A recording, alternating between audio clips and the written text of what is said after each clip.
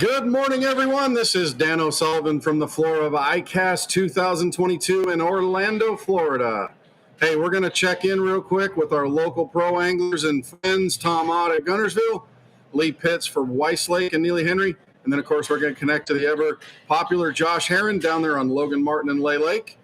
We'll be right back with what the guys have to say. Good morning, everyone. This is Dan O'Sullivan from the floor at ICAST 2022 with the Bucks Island Area Fishing Report presented by Mercury. It's time for us to connect with our friend Tom Ott at Guntersville. Tom, while I'm down here working, I know you've been playing. What's going on up there on the big lake? You know, things have slowed down a little bit here. The heat really has gotten a little oppressive. So, you know, some of the backwater areas where we were catching some of those topwater fish, that's slowed down somewhat. We still catch a few early morning fish, maybe late in the afternoon, but really, you know, catching a lot of schoolers right now. They're moving water through the lake, so the ledge bite is still kind of sporadic, but that's where you're going to catch your biggest fish. I feel. You know, it's really it's been a great summer, and we really aren't to the worst part of summer yet. So, you know, it's still coming, and I expect it to slow down a little bit more than it has been, but. You know, so far it's been just been a bang up year, really. Yeah, it has been a good year for just a lot of really good fishing. There's been some tough moments. Are you seeing any activity from some of the other species?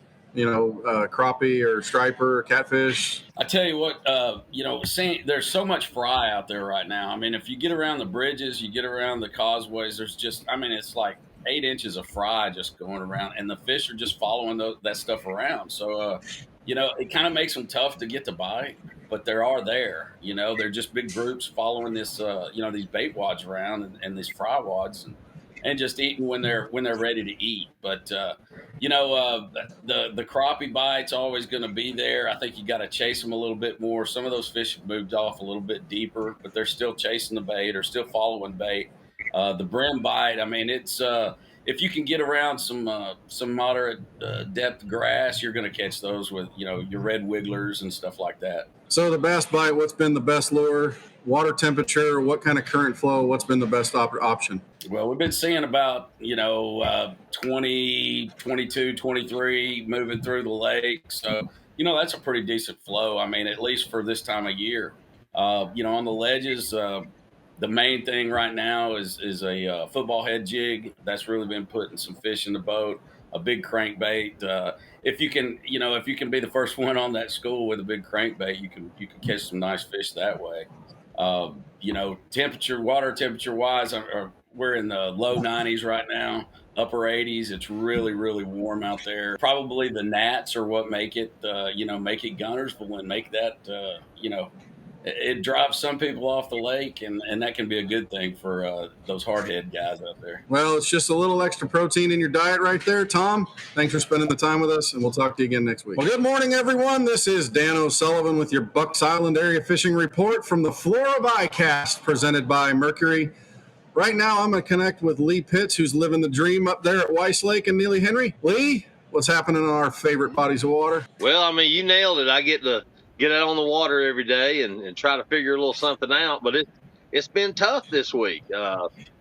Fishing, we've had a little bit of weather come in that when we had some cloud cover and a little bit of rain, it's helped the bass bite a little bit. You know, some of these fish have got up a little shallower, but even last weekend, you know, our deep fish just really didn't do a whole lot.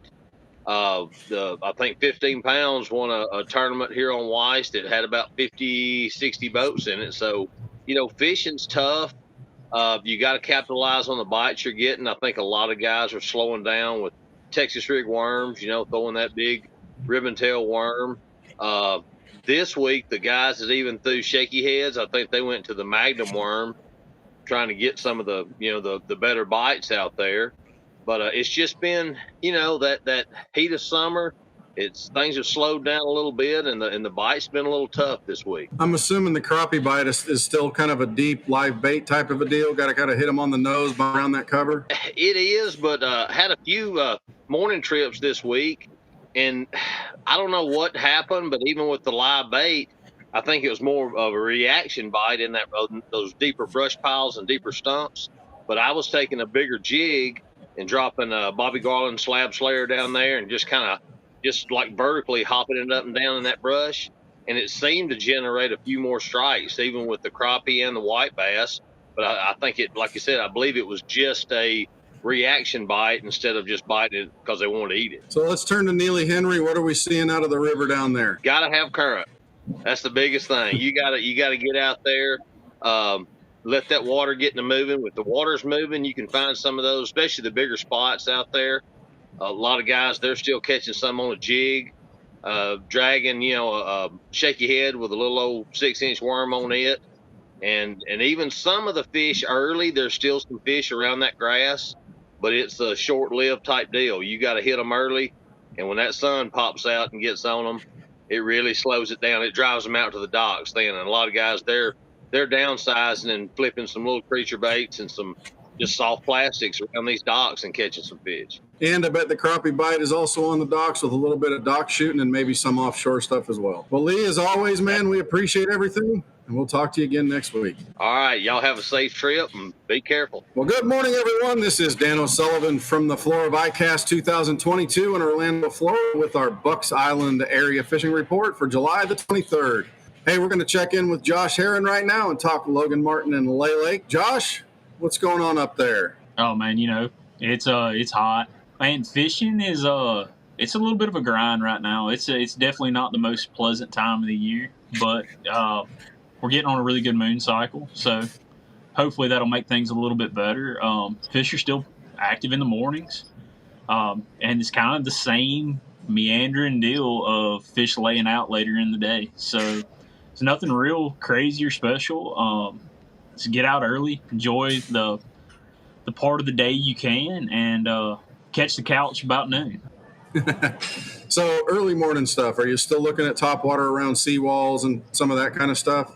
Yeah, man, it's going to be the same for most of the summer. You still get that spook deal. It's pretty fun, and that'll carry on all the way into the fall. You're basically just following bait. Once these days start shortening up, you're going to start seeing fish kind of push back to their fall deal. But right now, it's still pretty much main lake, seawalls, little hard spots. I mean, you're basically wanting anything that's going to hold crayfish around the moon phase, and then once you get off it, you're going to be looking for seawalls like shad, bluegill. Bluegill is going to be their primary forage right now leading into the fall. So that's kind of the deal.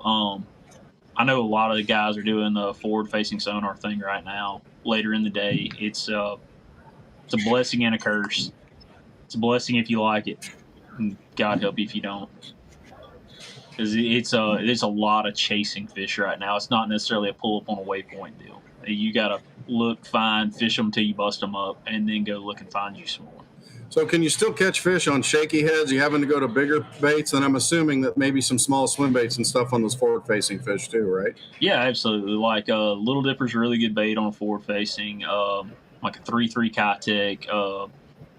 There's a plethora of them now. It doesn't really matter which one. Just want something that's kind of smaller, shad profile, that you can get to depth rather quickly. So it's almost like you want it to free fall through them. And the more there are, the better off you are, just with pure competition thing. Seems like it's a lot harder to catch 1s and 2s than it is to try to catch 1 out of 10. Well, Josh, as always, man, we appreciate everything. Thanks for the time, and we'll talk to you again next week. All right, buddy.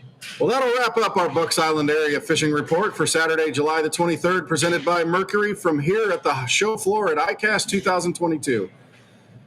Don't forget to take a look at the loft and see what's coming new out of the show. And thanks to what you do for being the best part of Bucks Island. We'll talk to you again next week.